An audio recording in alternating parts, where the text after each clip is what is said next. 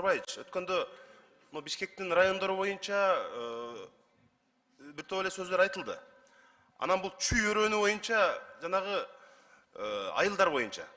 2025 жылы могул айылдар өзгөргөндөн кийин чүйдөгү жанагы аталыштарды кыргызчалоо боюнча демилгени колго аласыз деп ишенем. Мына мен сизге интернетте аябай бир чоң талкуу болду да. Сизге окуп коеюн, чүйдөгү айылдардын атын жазыптыр бирөөчү. Беловодская, Садовая, Сосновка, Васильевка, Ивановка, Орловка. Озерное, Октябрьская, Полтавка. Крупская, Романовка, Петровка. Кировская, Комсомольская, Полевая, Советская, Буденовка, Зеленая.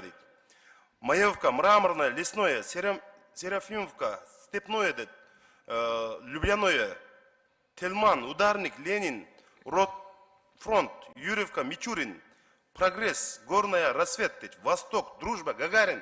Ушинтип кете берет экен да. Чүйдө. Биз каякта жашайбызбы?